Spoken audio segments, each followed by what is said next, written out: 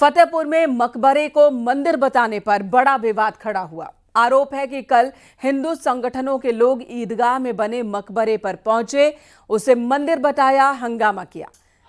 आरोप यह भी है कि हिंदू संगठन के कुछ लोगों ने मकबरे की छत पर भगवा झंडा लगा दिया और मकबरे के भीतर पूजा पाठ करने की कोशिश की। माहौल को बिगड़ता देख कुछ ही समय में भारी पुलिस फोर्स मकबरे पर पहुंच गई। इस घटना के बाद से इलाके में तनाव की स्थिति है। पुलिस ने मकबरे में हंगामा करने के आरोप में 10 नामजद और तकरीबन 150 अज्ञात लोगों के खिलाफ केस दर्ज किया। आगे माहौल खराब न हो, इसके लिए 7 जिलों की पुलिस की तैनाती की गई है।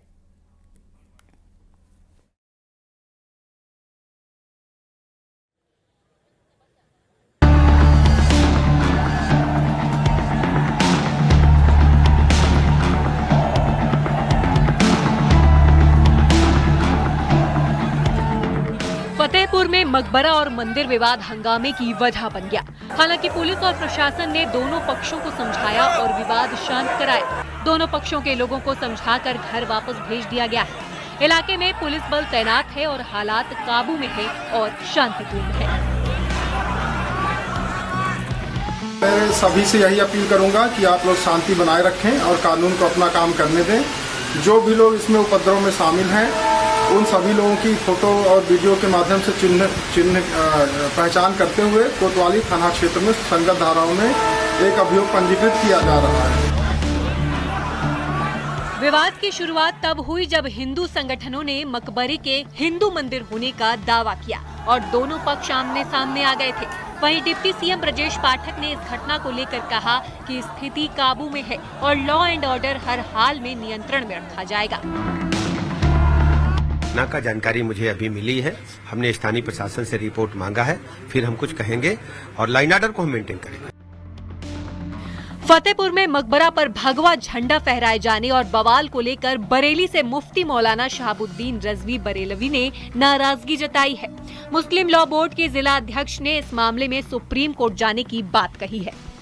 मैं मुख्यमंत्री योगी आदित्यनाथ जी से गुजारिश करूंगा कि वो सख्त एक्शन लें और जिन जिन लोगों ने इसमें दखलंदाजी की है और कानून को अपने हाथ में लिया है, उनके खिलाफ कानूनी चाराजोई हो और उनको उठा करके जेल की सलाखों में बंद करना चाहिए। पुलिस तो हमारा साथ देगी नहीं। जाहिर सी बात है कि अंधे को जब नाखून मिल जाता है तो वो पता नहीं क्या करे, उसको खुद नहीं मालूम। पुलिस हमारा साथ नहीं देगी और कानून पे हमको बिल्कुल भरोसा भी नहीं है।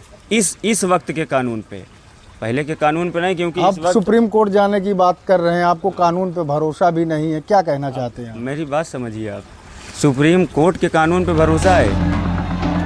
फतेहपुर मकबरा विवाद पर अखिलेश यादव ने बीजेपी सरकार को घेरा है। उन्होंने कहा कि बीजेपी यूपी में बांटने की राजनीति कर रही है।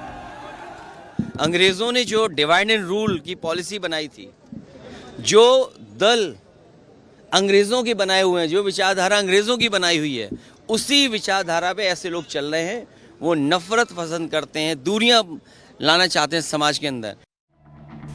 हिंदू पक्ष का दावा है कि मकबरे में त्रिशूल और कमल के निशान हैं और ये एक मंदिर था जिसे तोड़कर मकबरा बनाया गया था।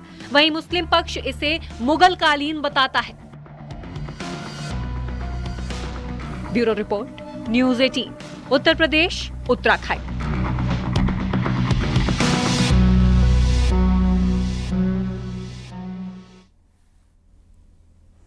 कल सुबह से इलाके में पुलिस की मौजूदगी थी और पुलिस प्रशासन की मौजूदगी के बावजूद, बैरिकेडिंग के बावजूद बड़ी संख्या में लोग पहुंच गए, जिन्होंने हंगामा किया, मकबरे के अंदर तोड़फोड़ की है। ये भी है चीजें देखने को मिली।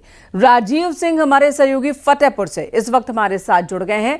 राजीव से आज की स्थिति के बारे में जानते हैं। राजीव, आज की स्थिति क्या है? हालात कैसे हैं? कंट्रोल कर लिया गया? देखिए मेनका, इस वक्त मैं फतेहपुर के उसी आबू नगर स्थित मकबरे के सामने खड़ा हूं, जहां पर आप देख सकते हैं कि भारी संख्या में पुलिस फोर्स की तैनाती की गई है और बैरिकेडिंग्स को और मजबूत किया गया है। दरअसल कल यहीं पर हिंदू पक्षों द्वारा जो बीते रविवार को ऐलान किया गया था कि वो इस मकबरे को, जो कि ठाकुर जी का मंदिर बताते हैं, जैसा कि आप देख रही हैं जो कलाकृतियाँ हैं, उनका कहना है कि आप देख सकते हैं कि ये भगवा रंग में रंगा हुआ है। कमल और जो त्रिशूल के निशान हैं वो इसके अंदर मौजूद हैं। ये पुरातन ठाकुर मंदिर है, लेकिन इसके बाद इसका स्वरूप बदला गया और मकबरे में तब्दील किया गया। यहाँ पर वो कल सफाई और पूजा के नाम पर पहुँचे थे, लेकिन अचानक देखते ही देखते इसके ऊपर चढ़ गए और यहाँ पर भगवा फहरा है। दूसरी ओर जो भीड़ थी वो इस इलाके से सामने आई थी हिंदुओं की। हालांकि पहले यहाँ पर पुलिस फोर्स मौजूद था, लेकिन शायद पुलिस को यह अंदेशा नहीं था कि इतनी संख्या में लोग यहाँ पर पहुँचेंगे, जिसके चलते वो यहाँ पर पहुँचने में कामयाब हुए। हालांकि पुलिस की सख्ती के बाद उन्हें तत्काल यहाँ से हटा दिया गया, क्योंकि दोनों पक्षों में विवाद और पथराव शुरू हो गया था। लेकिन फिलहाल अगर बात मौजूदा वक्त की करें तो पूरी तरह से शांति व्यवस्था कायम है। अभी भी भारी संख्या में पुलिस फोर्स की तैनाती की गई है। जगह जगह लोगों को ये समझाया जा रहा है, बताया जा रहा है कि कहीं कोई स्थिति नियंत्रण से बाहर नहीं है। दूसरी ओर इस पूरे मामले में 10 राजीव, और लोगों कल के हमने खिलाफ देखा कि जब नामजद स्थिति करीब थोड़ी 150 तनावपूर्ण हो गई थी तो उसके बाद दोनों पक्षों के लोग वहां इकट्ठा हो गए और उन दोनों ही पक्षों को प्रशासन ने समझाने का भी काम किया और उन्हें लौटाया गया कि कुछ भी गड़बड़ नहीं होने दी जाएगी। अब की क्या स्थिति है? जो मुस्लिम समाज के लोग हैं उनका क्या कहना है, हिंदू समाज के लोग हैं उनका क्या कहना है? क्या दोनों अपनी बात पर अड़े हुए हैं? और अगर अड़े हैं, अगर उनके बीच इस स्थिति को लेकर, इस ढांचे को लेकर कोई विवाद है, तो सुलझाने का दूसरा तरीका भी है। अब देखिए, यकीनन फिलहाल अगर बात करें तो फिलहाल पूरी तरह से स्थिति नियंत्रण में है, काबू में है। दोनों ही पक्षों को कल सख्त हिदायत दी गई थी कि इस तरह का कोई विवाद किया जाएगा तो उनके खिलाफ कड़ी कार्रवाई की जाएगी। और इसी के चलते जो ये कल यहाँ पर विवाद हुआ था उसमें 10 लोगों के खिलाफ नामजद और 150 लोगों के खिलाफ अज्ञात में मुकदमा दर्ज कराया गया था। उनमें से कुछ को गिरफ्तार किया गया है, कुछ को हिरासत में लिया गया है। और ये जानने की कोशिश की जा रही है कि आखिर एकाएक कैसे यहाँ पर इतनी बड़ी संख्या में लोग पहुँचे और इसके पीछे मुख्य मकसद क्या है। क्योंकि एक विवाद, एक बात जमीन विवाद का भी सामने आ रहा है, तो पुलिस ही और प्रशासन ये कोशिश कर रहा है कि असल वजह मंदिर है या फिर वो जमीनी विवाद भी है। तो जांच दोनों तरफ से जारी है। हालांकि कोशिश यही की जा रही है कि किसी भी तरह से कोई अप्रिय घटना न घटे। लगातार अगर हिंदू पक्ष की बात करें तो हमने कल जो बीजेपी नेता मुखलाल पाल हैं, जिनकी अपील पर यहाँ पर हिंदू पक्ष के लोग पहुँचे थे, उनसे न्यूज़ 18 ने विस्तार से बात की। उनका कहना है कि यहाँ पर तमाम ऐसे